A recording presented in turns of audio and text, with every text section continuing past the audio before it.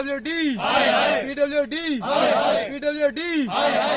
जी नाज़रीन, sub division Mendhar के डराना इलाके में लोगों ने महकमा पीडब्ल्यूडी के खिलाफ जोरदार एहतजाज किया। इन लोगों का कहना था कि शवाना से मूरी को जाने वाली ये सड़क है जो 2 किलोमीटर सड़क खस्ता हाली का शिकार है।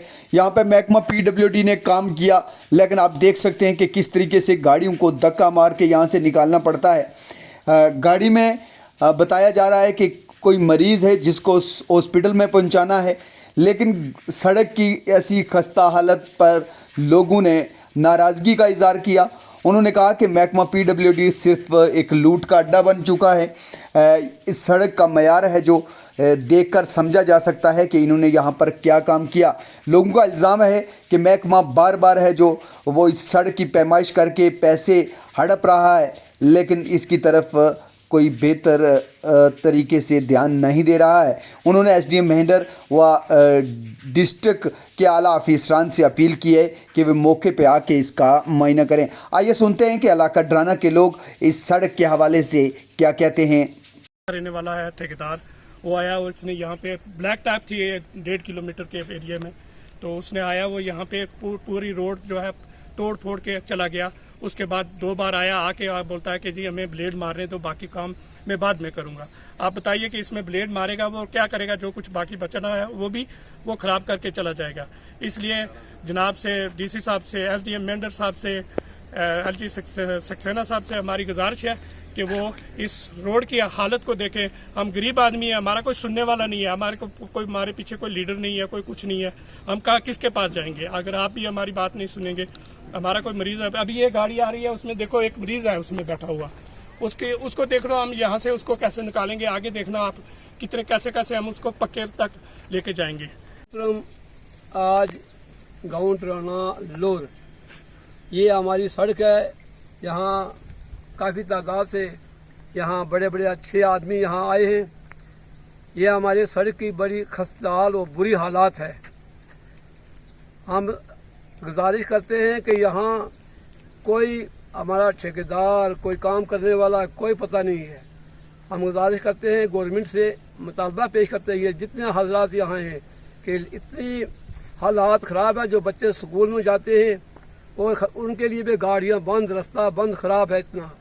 तो आप बराए मेहरबानी करके इस सड़क का जो भी खराबी है, आप भी इसके बारे में, ये लोग आया कर रहे हैं, रो रहे हैं, कोई सुनने वाला, फरियाद करने वाला ना कोई इस बस्ती महल्ले का कोई ना लीडर है, कोई ना ठेकेदार है, ना कोई बोलने वाला आदमी नहीं है। इसलिए हम जनाब से गुजारिश करते हैं कि जिस तरह भी हो सके इसका मौका देखें, इसका मौका मुलाजा करें। जिसको कहते हैं कि ये सड़क ख़राब है, जब बच्चे जाते हैं, जब घास होता है, बारिशें होती हैं, तो छोटे छोटे बच्चों को माँ बाप उठाकर मेंढर बाजार में जाकर छोड़ते हैं रखा।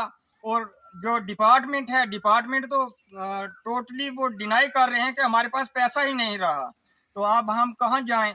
और हमने यही सोचा कि मीडिया के ज़रिए से हम डीसी साहब तक ये पैगाम पहुंचाते हैं, स्टेट एडमिनिस्ट्रेशन तक ये पैगाम पहुंचाना चाहते हैं कि हमारी रोड के ऊपर एक नज़र रखें आप भी, और इसका ये जो पैसा है, पैसा कहाँ। तो आज के दिन जो हमारी पंचायत की आवाम यहाँ जो महकमा पीडब्ल्यूडी या अपने ठेकेदार के अगेंस्ट जो प्रोटेस्ट कर रही है, उसका मेन कारण ये रोड है।